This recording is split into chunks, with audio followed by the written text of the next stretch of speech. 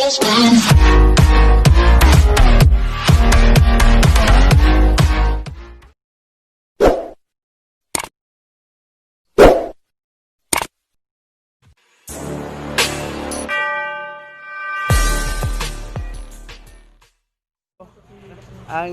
mga sakop o sa kagrupo sa mga Pakistani to the Philippines, MIDONAR sila og mga tambal, antibiotics o kaning mga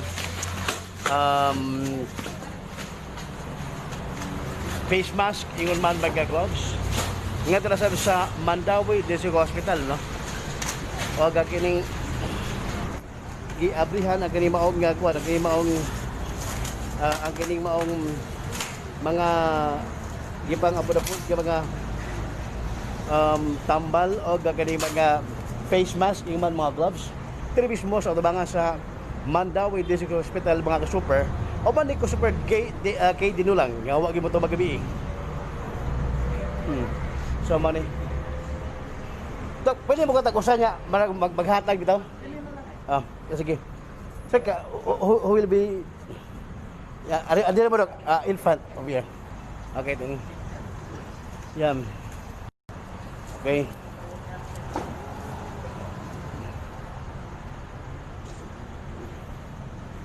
Thank you.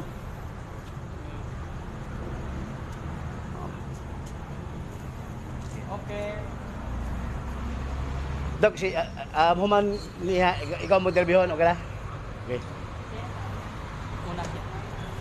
Alagit. Good morning, sir. We are from Super Balita, Cebu, and CCTN, also my companion.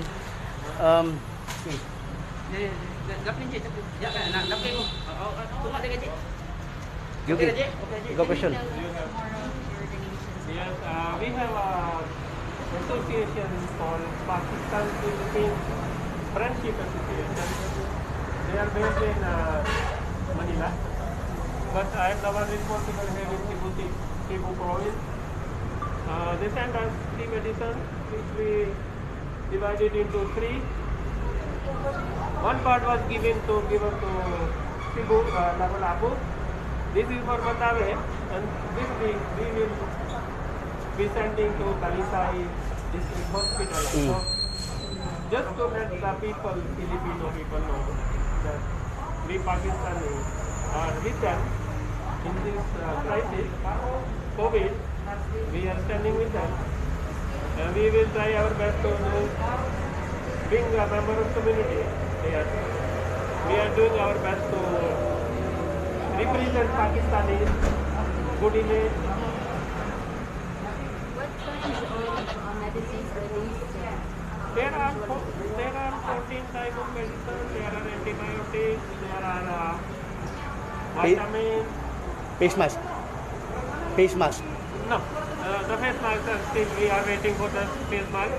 Okay. We will distribute face mask in maybe in barangays and in maybe police or frontliner. Hopefully next week. Waiting for the shipment. Sir, most of these medicines, sir, are a treatment for COVID? There are post-COVID also, but there are general medicine. Whatever we try to have it for our Filipino brothers, we just get it. There are vitamins, there are for COVID, there are antibiotics, different things, different medicines. Sir, why do you choose Mandawi City, sir? I'm living in Mandawi for 10 years. Okay, I have business here in Mandawi for 11 years. 10 years. Then we choose also Lapu-Lapu because there are a lot of Pakistanis in Lapu-Lapu. Lot of Pakistanis in Turkey doing business. So we try to contribute in this city, particularly because we are many and we are doing business. So that's why we just try to help our brothers here. Actually, until now, there was no banner. Now we have this banner of Hyderabad. Until now, we were just helping individually without any what we call special logo or association or name. But we decided let's put it together all over Philippines. Head office is in Manila. Cebu, Davao, Cagayan, Pampanga. Just to let the brothers here in Philippines know that Pakistanis are also contributing to this society positive. Is this your first time for doing No, this is medicine is first time. Medicine is really first time. But crisis Uganda, we did a lot, but actually there was no banner. Just individual effort. But from now, help of Allah by the grace of God, we will do more. Just to come closer to Filipino society, Filipino people. Just telling them that we are doing our best to make a good image. Sir, if you don't mind, how much is It is not disclosed. It is not disclosed. There are many. I think it really was same quantity of this medicine. There are 14 medicines. Same quantity was delivered in mayor office in Lapu-Lapu last week. Okay, mono ang sa mga leads mga Pakistan president here in Cebu nga mga Pakistani, mga businessman nga mga Pakistani. Mono siya. Can I have a picture to see?